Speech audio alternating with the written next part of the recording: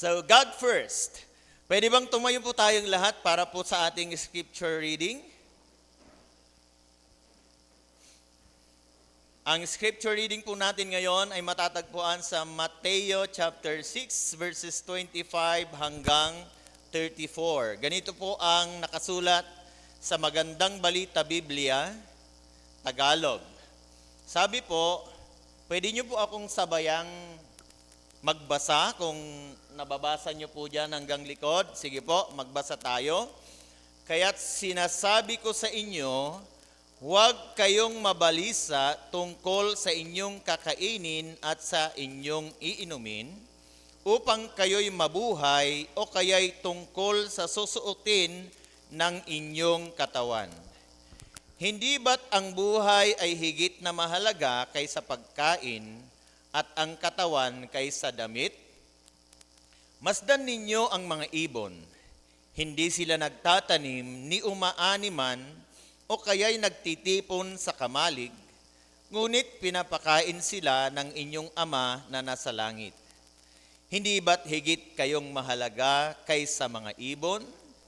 Sino sa inyo ang makapagpapahaba ng kanyang buhay ng kahit isang oras sa pamamagitan ng kanyang pagkabalisa? 28. At bakit kayo nababalisa tungkol sa pananamit? Isipin ninyo kung paano tumutubo ang mga bulaklak sa parang. Hindi sila nagtatrabaho ni gumagawa ng damit. Ngunit sinasabi ko sa inyo, kahit si Solomon sa kanyang karangyaan ay hindi nakapagdamit ng singganda ng isa sa mga bulaklak na ito. Kung dinadamitan ng Diyos ang damo sa parang na buhay ngayon at kinabukasan ay iginagatong sa kalan, kayo pa kaya? Kay liit ng inyong pananampalataya. Kaya't huwag kayong mag-alala na baka kayo kapusin sa pagkain o inumin o damit. Hindi ba't ang mga hintil ang nababahala tungkol sa mga bagay ni ito? Alam na ng inyong Ama na nasa langit na kailangan ninyo ang lahat ng ito. And 33, ngunit higit sa lahat, ay bigyang halaga ninyo ang kaharian ng Diyos at ang pamumuhay ng ayon sa kanyang kalooban, at ibibigay niya sa inyo ang lahat ng mga bagay na ito. And 34, kaya nga, huwag ninyong alalahanin ang bukas, sapagkat ang bukas ang mag-aalala sa sarili niya. Sapat na ang inyong mga suliranin sa bawat araw. Purihin po ang Diyos sa pagkabasa ng kanyang banal at makapangyarihang salita. Aming Diyos na dakila at makapangyarihan sa lahat. Lubos po kami nagpapasalamat sa napagandang araw na unang linggo na ito ng taong 2026. Salamat po at narating po namin ang taong ito. At Lord, lubos po kaming umaasa na matatapos ang buong taon na ito na patuloy po ang inyong pong pagsama at pagpapala sa bawat isa po sa amin.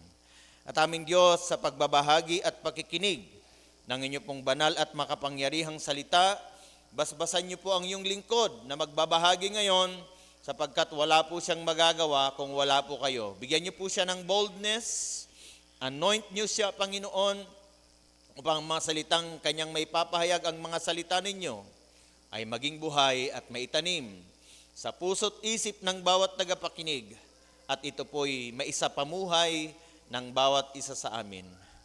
Salamat po, Diyos. Basbasan niyo ang iyong mga salita. Basbasan niyo ang bawat isa sa amin.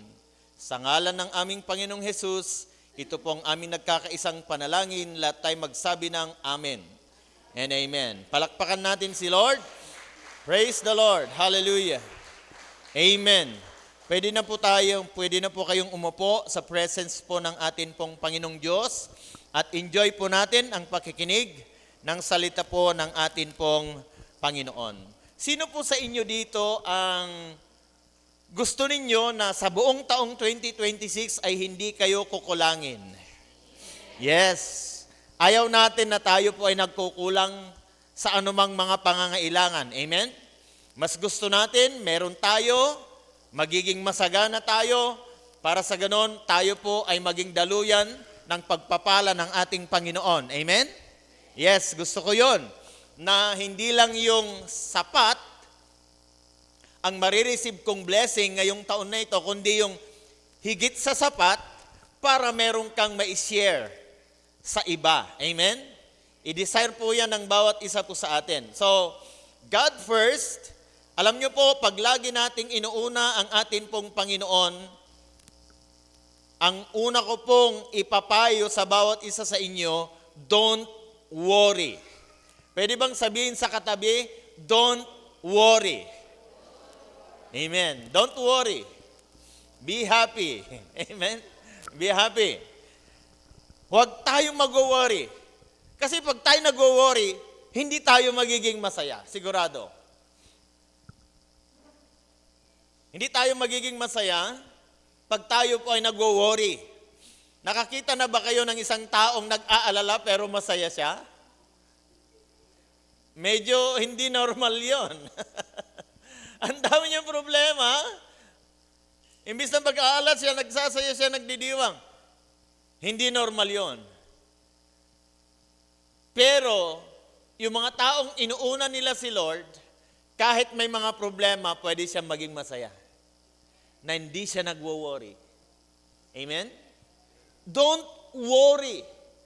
Kung lagi nating inuuna si Lord, noong January 1 pa lang, inuna na natin si Lord for the whole year, kung every day, sa 365 days ng taong 2026, pag lagi nating uunahin si Lord, every day, paggising natin, nag-pray ka na, nag-Bible reading ka na, nag-devotion ka na,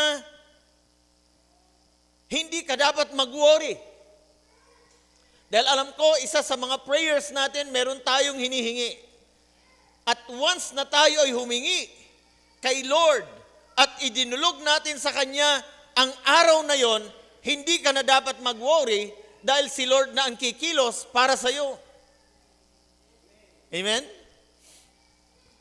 Amen. Parang ano lang yan eh. May bigatin ka. Nag-pray ka, yung bigatin mo na yon, ipinasa mo kay Lord. So, ibig sabihin, yung bigatin mo na yon, wala na sa'yo na kay Lord. Ibig sabihin, siya na yung bahala in that day. At kung na-commit natin itong whole month kay Lord, whole month of January, February, hanggang December na naman, don't worry.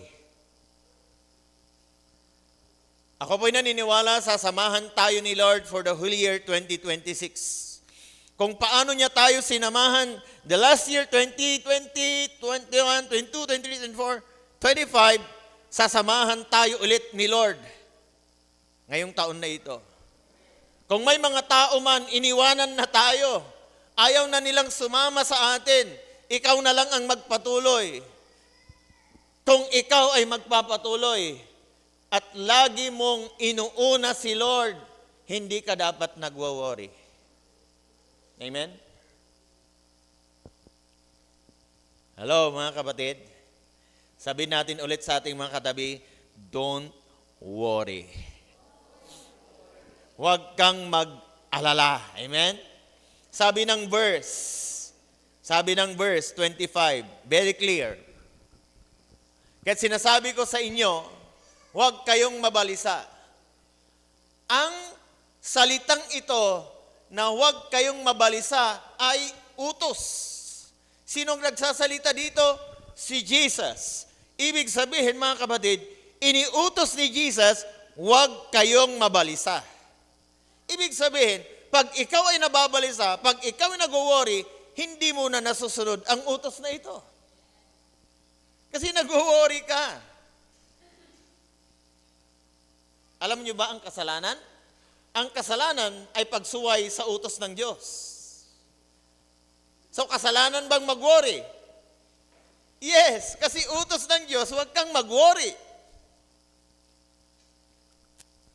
Kaya once na nag-worry ka, nagkakasala ka na kay Lord. Kasi inutos ni Lord, huwag kayong mabalisa. Kaya kung nababalisa ka, nagkakasala ka na kay Lord. Nagkakasala na tayo kay Lord. Iwasan natin ang kasalanan ito, yung pagkabalisa. Kasi alam nyo ba, pag tayo nababalisa, parang wala tayong Diyos na nakahandang tumulong sa atin.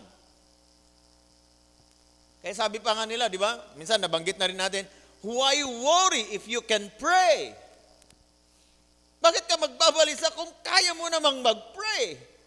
Kaya mo namang lumapit kay Lord.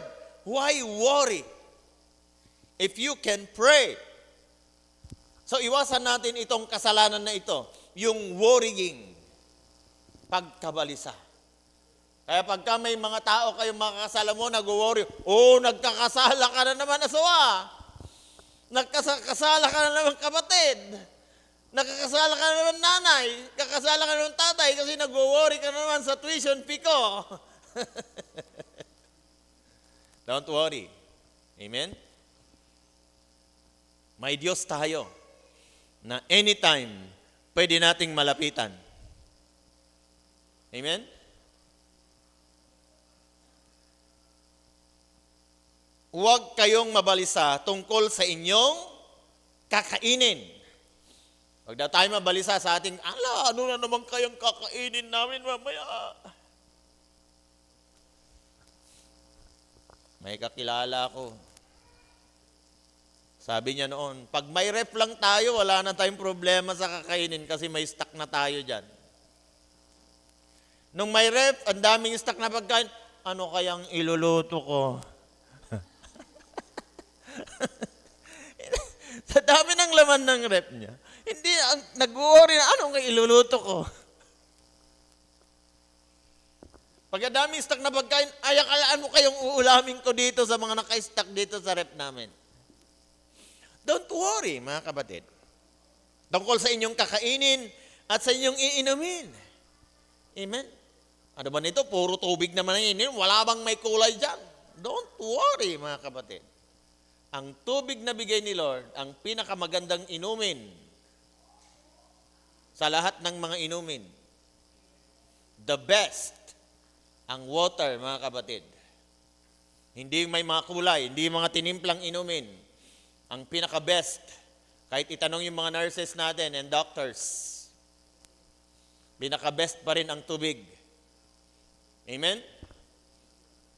Kaya yan ang prinobide ni Lord na mga inumin natin dahil alam niyang yan ang makakabuti sa atin. Sabi niya, upang kayo'y mabuhay o kaya'y tungkol sa susuotin. Minsan, may mga nangangarap, sana branded naman yung damit ko. Sana naman ako makabili naman, ganda-ganda naman yung damit na yun. No? Tungkol sa inyong susuotin, may mga nag-worry kasi sa pagkain, sa kanilang iinumin. Tungkol sa susuotin, susuot sa kanilang katawan. May mga tao, wala man lang kung may suot na bagong damit. Nung maraming bagong damit, problema naman siya, ano kayang susuot ko ngayon? Yun na yung ang tao, hindi na nawalan ng worry. Hindi na nawalan ng pagkabalisa. Nung walang halos damit. Ano ba naman, every Sunday, ito na lang nakikita ng mga kapatiran sa church. Sana may bago din. Nung dumami, ayun, problema niya kung anong susuot niya ngayon. Nung tumaba, hindi na naman kasya, problema na naman niya. Kung ipapa-repair ba niya ito, bibili na naman bago. Kaya sabi, hindi ba't ang buhay ay higit na mahalaga kaysa pagkain? Ibig sabihin, mga kapatid, mag-isip man tayo ng kakainin natin, iinumin, isusuotin, pero ang mahalaga dito, yung buhay. Yung life na binigay sa atin ni Lord. Buhay tayo. Amen? Kaya sabi niya dito, hindi ba't ang buhay ay higit na mahalaga kaysa pagkain at ang katawan kaysa damit? Ang sinasabi ni Jesus dito, ang mas papahalagan natin, yung buhay at yung katawan. Amen? Hindi yung mga ipapasok at isusuot nito. Okay, mahalaga din ang mga yon, pero huwag masyado doon mag-worry. Huwag ka doon mag-worry. Ang tingnan natin lagi, itong buhay ko, ayos ba ang buhay ko? Itong katawan ko, ayos ba ang katawan ko? Para na yatang may mga humps sa, hindi na bilbil to, humps na humps. BMW, sabi nila, bilbil mo, 8. Dami. So, tingnan ang buhay muna, amen? Tingnan ang katawan. Okay ba ang buhay mo? At kumustang katawan mo? Healthy ka pa ba? Sino na pong nagme-maintenance sa inyo dito? Ha? Sino may kasalanan yan? Ba't kayo nagme-maintenance? Si Lord ba o ikaw? Kayo? Ha?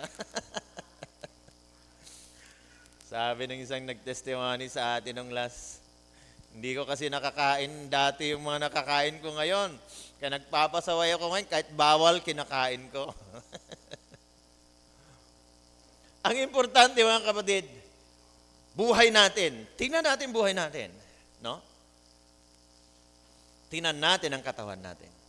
Buhay ka nga, pero kumusta ang katawan mo? Healthy ka pa ba? Ha? Macho ka pa ba? Bawal din naman yung payat na payat. Na halos walang makain.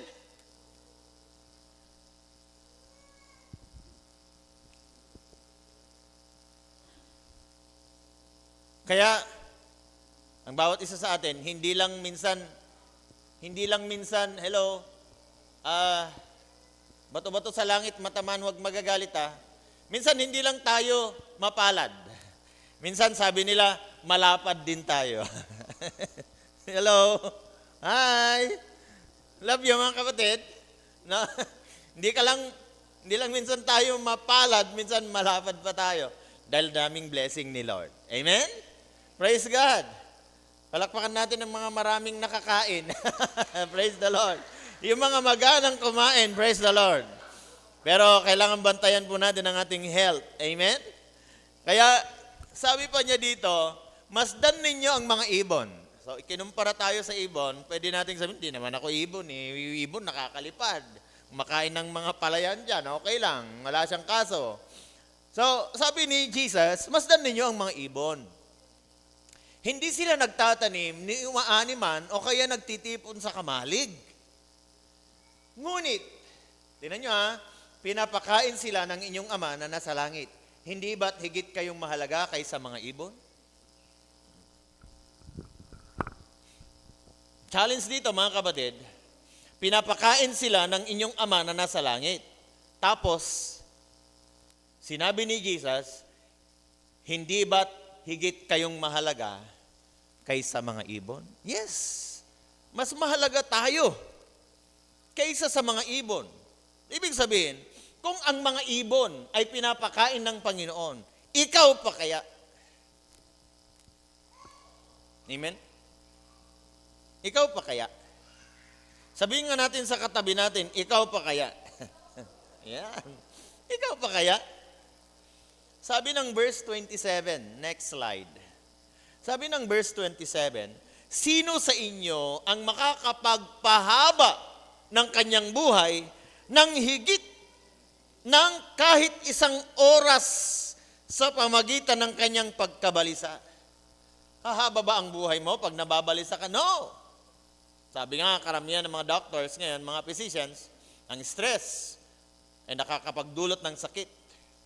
At sabi pa ni Jesus, bakit kayo nababalisa tungkol sa pananamit? Isipin ninyo kung paano tumutubo ang mga bulaklak sa parang. Hindi sila nagtatrabaho, ni gumagawa ng damit. Di ba? Pero, hindi ibig sabihin dito na huwag ka na magtrabaho. Di, huwag na rin ako magtrabaho. Hindi yan ang ibig sabihin yan, mga kapatid. No? Hindi sila nagtatrabaho, ni gumagawa ng damit. Pero si Lord ang bahala sa kanila. Kaya don't worry. Pangalawa, have faith in God.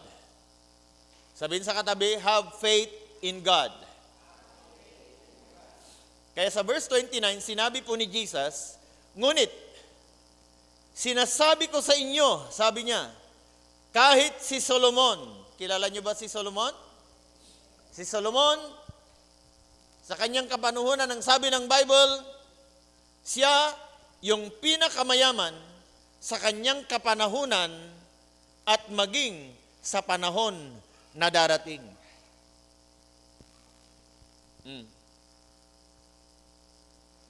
So, siya ang taong namuhay na napakayaman.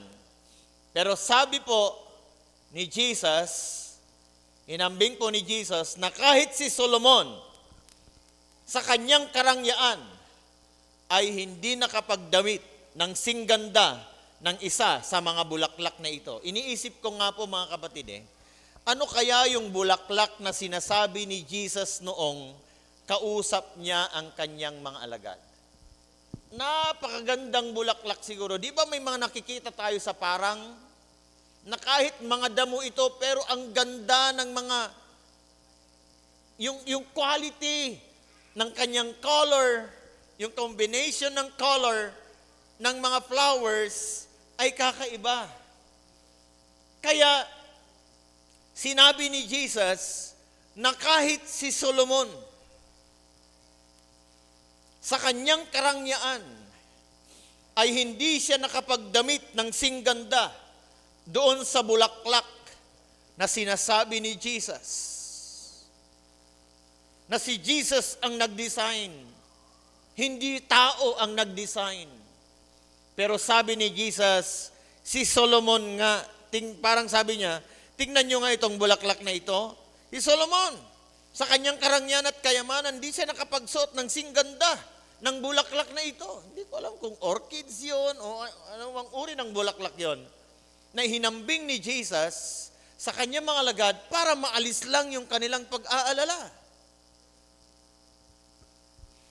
Na para bang gustong ipakita ni Jesus na kapag ako ang nagbigay, mas maganda kaysa binibigay ng tao o kayang bilhin ng pera mo. Amen? Yes, mga kapatid. Kaya sabi pa ni Jesus, sa verse 30, kung dinadamitan ng Diyos ang damo sa parang, nanyo? Dinadamitan. Parang si Jesus mismo, ito ang ilalagay ko sa iyo, damo. Damo Hindi niya sinabi yung halamang mga inaalagaan nating mga halaman. Damo lang yon. Ibig sabihin, pagkain lang yon. Maaari ng mga hayop. Hindi yung mga mamahaling halaman na kung dinadamitan ng Diyos ang damo sa parang na buhay ngayon at kinabukasan ay iginagatong sa kalan, kayo pa kaya? Have faith in God. Kasi sabi niya, kay liit ng inyong pananampalataya sa Kanya. Kaya yung mga nagwo-worry, mga kapatid, kay liit ng pananampalataya sa Diyos. Laki-lakihan natin this year. Because God will honor your faith. Kung ganito ang kaya mong sampalatayanan, kayang ibigay ni Lord yan. Pero kung ganyan, kaya ring ibigay ni Lord. Kaya have faith in God. Para bang si Jesus, sinasabi niya na kay liit. Kumbaga sa world, sa mundo, binubuli niya ang kanyang mga alagad. Kay liit ng inyong pananampalataya. Lakihan natin this year, mga kapatid. Kung yung mga ipinag-pray ninyo noon na thousands of pesos and even properties for the last years of your life ay ibinigay ni Lord ngayon, ibig sabihin, kaya niyang ibigay lahat ng hiningi mo. At kaya niyang ibigay lahat ng hihingin mo ay kayang-kaya pa rin niyang ibigay ngayon, taon na ito. Palakpakan natin si Lord. Amen. Kaya kung dinadamitan ng Diyos ang damo sa parang nabuhay ngayon, ibig sabihin, parang isang araw lang. Pang isang araw lang yung damo na yon. Nakakakita na ba kayo ng isang araw lang siya magbubloom pero bukas wala na? May nakakita na ba kayo ng ganong damo? May nakita akong parang bulaklak na ganyan, parang kulay, burgundy na bulaklak. Yung damo parang, ang ganda-ganda yung kanyang kulay, kinabukasan, lanta na yon. May mga ganon. Pero hinambing ni Jesus dito, para bang sinasabi niya, isang araw nga lang mabuhay ito, pinapahalagahan pa. Kayo pa kaya na matagal-tagal kayo mabubuhay, pababayaan kaya kayo ng Diyos? Hindi, mga kapatid. Nung nilikha ni Lord, ang lahat ng mga damo sa parang sinabi niya, magkaroon ng damo, magkaroon ng mga halaman. Tumubo ang mga yon nung sinabi niya. Pero nung nag-create siya ng tao, sabi ng mga Bible scholars, lumuhod ang Diyos, kumuha siya ng alabok at finorm niya yung tao at hiningahan niya yon at nagkaroon ng buhay. Yung finorm niyang yon. Pero nung nilikha niya ang mga damo, nagsabi lang siya, let there be grasses and plants. Nagkaroon. Pero nung tao ang kanyang nilikha, nag-effort talaga ang Diyos. Ngayon, kung ihahambing natin, yung create niya yung damo, nagsalita lang at nagkaroon. Pero nung create niya ang tao, nagtrabaho siya. Ikaw pa kaya ang ibabaliwala ng Panginoon? Ikaw pa kaya ang pababayaan ng Panginoon? Mahal ka ng Diyos. Amen? Precious tayo in the sight of God. Mahalaga tayo sa Panginoon. Pababayaan ka kaya ng Diyos? Hindi Kanya pababayaan, mga kapatid. Have faith lang po sa Kanya. Kaya sabi ng verse 31, kaya't huwag kayong mag-alala na baka kayo kapusin sa pagkain, kapusin sa inumin, o damit. Hindi ba't ang mga hintil ang nababahala tungkol sa mga bagay na ito? Yung naka-highlight na word, sabi niya, alam na ng inyong Ama na nasa langit na kailangan ninyo ang lahat ng ito. Amen? Hindi kaila kay Lord na kailangan mo ng pagkain. Amen? Hindi kaila kay Lord na kailangan mo ng damit. Hindi kaila kay Lord na kailangan mo ng inumin. Alam niya ito. Amen? Alam na ng inyong Ama na nasa langit na kailangan ninyo ang lahat ng ito. Nakatimbre na kay Lord ang kailangan mo sa buong taong 2026. Amen? Praise the Lord! Nakatimbre na sa Kanya. Lalo na kapag ipinag-pray mo pa ito. Lalo na pag nagtiwala ka pa, hindi ka bibiguin ng Diyos. At sina-challenge niya mga alagad niya, kay liit ng inyong pananampalataya. Kaya sinasabi ni Jesus dito, mga kapatid, yung mga hintil lang ang nababahala tungkol sa mga bagay na ito. Pero yung mga Christians, hindi dapat. Kasi mga Christians, tayo, na mga Christians, dahil connected tayo kay Jesus, may access tayo sa Diyos Ama, alam niya ang needs natin. Kaya kung need lang ang pinag-uusapan, walang problema sa provision ni Lord. Magkakatalo tayo siguro sa wants ninyo o wants natin. I want this, I want this. Pero kung sabi mong, I need this, si Lord ang magsusupply lahat ng mga needs natin. Ang bonus, sabi ng Psalms 37 verse 4, if you delight yourself in the Lord, He will give you the desires of your heart. Yung desire, ibibigay ni Lord pag tayo nagiging kalugod-lugod sa Kanya. Pero yung wants, yung need, nandyan lang sa parang. Alam nyo, May mga times na sinasabi ko dito, every time meron akong ginagawa kasi minsan ako madalas akong nagre-remedyo. Kung may mga gagawin ako, ganyan-ganyan, may mga kukuting-tingin, kailangan ko ng ganito, titingin lang ako sa paligid, merong pwedeng gamitin. Hindi man yung eksaktong gagamitin sa bagay na yon na kinukuting-ting ko, pero merong ibang pwede na alternative na pwede akong magamit na makukuha ko lang na nasa tabi ko lang. Amen? Kasi kalooban ng Diyos, mga kapatid, natugunin ang lahat ng mga needs natin because He is our great creator. Siya ang nag-create sa atin at lahat ng create niya, lahat ng need ng kanyang creation, isusupply niya lahat ito. Pansinin ninyo mga kapatid. Kaya masasabi kong kalooban ni Lord, kagalakan ni Lord, na ibigay lahat ang mga needs natin. Kagalakan niya yon. Why? Anong basis natin? Bago nilikha ng Diyos ang tao, needs ng tao muna ang kanyang nilikha. On the sixth day, yun sa kanya nilikha ang tao, pero nilikha na niya lahat ang maiinom ng tao, makakain ng tao. Nilikha na lahat ng Diyos, mga kapatid. Ang wala na lang noon, damit.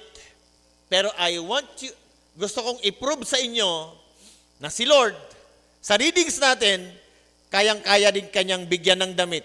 Quality. Branded. Yung galing sa kanya.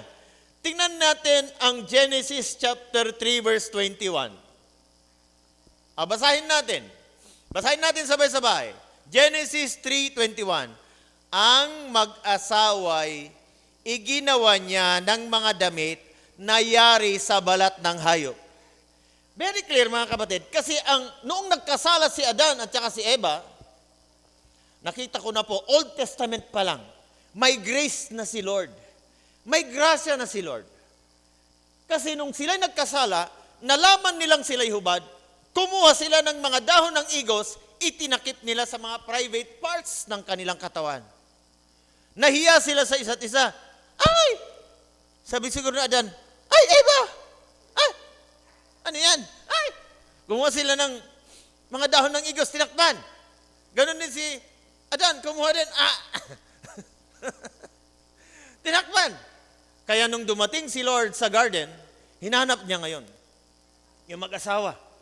Nung narinig nila yung yapak ng Diyos sa garden, nagtago sila.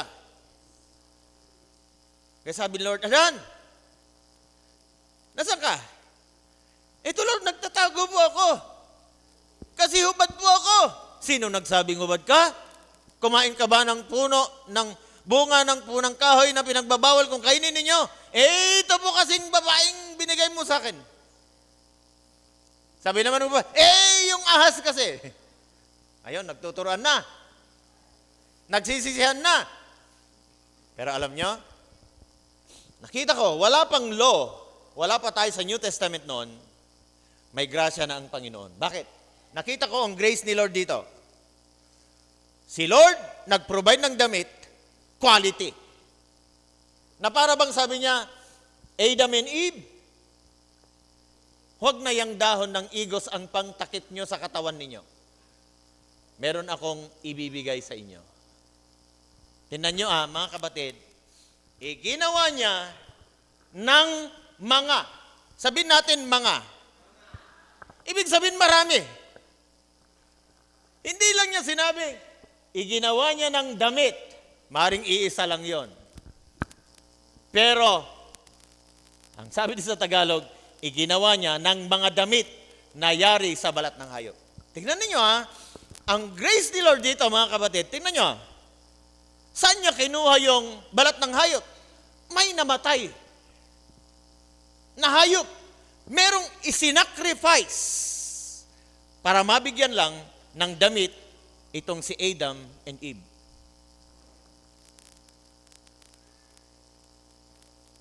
Ganyan ang grace ni God, Old Testament pa lang. Pero hindi ko po sinasabi sa inyo magkasala kayo para bigyan din kayo ng balat na damit o kaya sapatos na balat. ni Lord. Pero ipinapakita ni Lord, mga kapatid, na kahit nagkasala na si Adam and Eve, at that time, yung grace ni Lord nandun pa rin. Hindi niya sinabi, nagkasala ka Adan at Eva, itong judgment ko sa'yo, bahala na kayo sa buhay niyo. Hindi. No, mga kapatid. Dinamitan pa rin niya yung mag-asawa. Ang mag-asawa ay hindi lang si Adan ang binigyan, hindi lang si Eva ang binigyan. Ano kayang hayop, damit ng hayop? Hindi kaya yung balat ng ahas ang kinuha? At ito, hindi kaya kinatay yung balat ng ahas dahil matibay, matibay din yun. Hindi kayo balat ng sawa.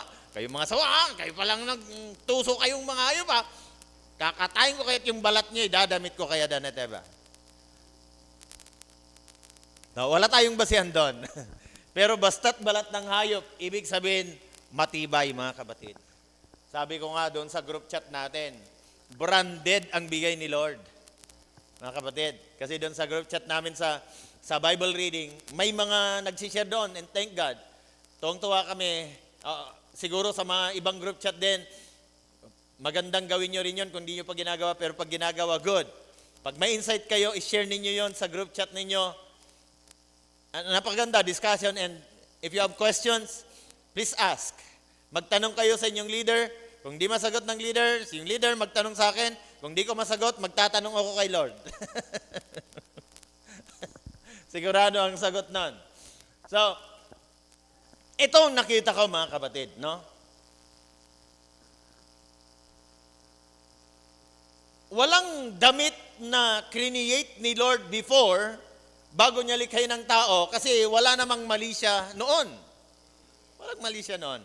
Kaya nga nung nilikha niya ang lalaki at babae, ay hindi sila nahihiya sa isa't isa kasi wala namang sin, wala namang kasalanan. So, okay lang.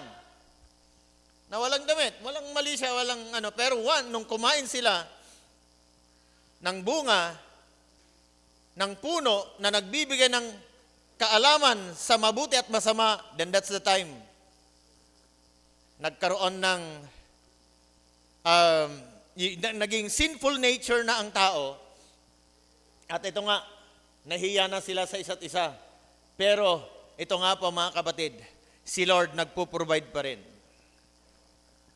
Hindi ko po sinasabi magkasala kayo para mag-provide si Lord, no. Gusto ko lang ipakita ng grasya ni Lord ay napakalaki bago pa magkaroon ng law of Moses. May grace na si Lord. Amen? Ibinabalik lang nung dumating si Jesus Christ na kahit nagkasala itong mga ito, hindi pinabayaan ng Diyos, bahala na kayo sa buhay nyo. Bahala na kayong maggawa ng damit ninyo. Kundi nagbigay agad ng idea si Lord, pang matagalan na damit, ito, balat ng hayop. Kasi at that time, wala pang tela. Pero mayroon ng provision si Lord, matibay, pang matagalan. Kakaiba, kasi si Lord ang nagbigay. Amen? So, kaya sinasabi ko po mga kapatid, kagalakan ng Diyos, masaya ang Diyos na ipoprovide ang lahat ng mga pangangailangan natin. Kagalakan niya na nagiging masaya ang kanyang mga anak. Kaya nga sinasabi niyang, don't worry. Have faith in Him. Ngayon, para makamtan natin itong mga bagay na ito na hindi tayo mag-worry at madidevelop yung faith natin kay God, pangatlo, seek God first. Amen? Seek God first. Next slide. Ayan. So, basahin po natin, although very familiar itong sa atin itong mga verses na ito. Sige nga po, sabay-sabay tayo magbasa ng verse 33 and verse 34. Ngunit, ready, read. Ngunit higit sa lahat ay bigyang halaga ninyo ang kaharian ng Diyos at ang mamuhay ng ayon sa kanyang kalooban at ibibigay niya sa inyo ang lahat ng mga bagay na ito. 34, kaya nga, huwag ninyong alalahanin ang bukas, sapagkat ang bukas ang mag-aalala sa sarili niya. Sapat na ang inyong mga suliranin sa bawat araw. Amen? Isipin lang muna daw natin, this day, not tomorrow. Kasi kung tomorrow ang lagi nating iniisip, hindi natin ma-appreciate yung day na ito. Enjoy muna natin ang araw na ito. Amen? Kagaya ngayon, nasa church tayo. Let's enjoy the presence of God. Hindi yung gagawin mo mamaya, hindi yung gagawin mo bukas. Ako, klase na naman bukas. Enjoy mo muna ang Sunday sa presence ni Lord. Amen? Huwag niyo muna kalalali mo. Maaga na namang magising. Di ba kami nakapasyal? Pambira naman to. Worry ka na naman, nalulungkot ka na naman, di ba? So enjoy yung bawat araw na dumadating sa buhay natin. Amen? Enjoy. Hayaan mong bukas, problema na ng Lunes yan. Amen? Enjoy natin ang bawat araw na binibigay sa atin ni Lord. Amen? Kung iisipin mo bukas, yes, may klase na naman bukas. Dapat ganon. Amen? Yes, may baon na naman ako. Yes. Makikita ko na naman si ganon. Think positive. Enjoy. Amen? Ang bawat araw na dumadating sa mga buhay po natin. Kasi, kung inuuna natin lagi si Lord, mga kapatid, higit sa lahat, pwede bang nating sabihin, higit sa lahat? Amen. Higit sa lahat, ibig sabihin, meron man tayong lahat, merong mas higit na gagawin natin, ay bigyang daw halaga ang karya ng Diyos at ang pamumuhay ng ayon sa kanyang kalooban at ibibigay niya sa inyo ang lahat ng mga bagay na ito. Sa English, yung next slide nga, yung English, tingnan lang natin. Sabi niya, but seek first the kingdom of God and His righteousness, and all these things shall be added to you. Ibig sabihin, mga kapatid, meron ng provision si Lord, i-add lang niya itong mga ito. I-add lang niya, idadagdag lang niya sa mga unang provision na ni Lord. Kasi may nauna na siyang ibinigay sa atin. Kaya sabi na lang niya, and all these things shall be added to you. Hindi to them, but to you. To us, na mga sumasampalataya sa ating Panginoon. Idadagdag ni Lord ang mga needs natin na ito, na mga kailangan po natin, mga kapatid. Kaya lang, ang susi, seek Him first. Lagi lang natin unahin. Napakaganda, paggising natin sa umaga, nagbubuklat tayo ng Bible. Ang readings namin ngayon ay ito. So, pwede nating sundan yung devotion na soap, yung ginagawa natin. Yung soap, scripture, observation, application, and prayer. Pwede rin yung madali lang, yung ano na yun? Yung mayroon tayong verse, pagkatapos ano yung observation mo, at paano mo ito i-apply. Amen? Magbasa ka ng verse, paano mo interpret, at paano mo siya i-apply. And prayer, of course. Every day, seek God first. Kasi higit sa lahat, kaya kung meron man tayong unahin, bawat paggising ay walang iba, kundi ang pagsasaliksik sa kalooban ng Panginoon. Alam nyo, every time, paggising ko ng umaga, parang may mga bulong, may mga words na mga itong mga gagawin, itong mga gagawin. At magandang magtanong din kay Lord, Lord, what do you want me to do today? Ano ang nais ninyo na ipagawa sa akin ngayon? Hindi lang yung, ito yung gagawin ko ngayon, Lord, ito ang gagawin ko. Bless me, Lord, bless me.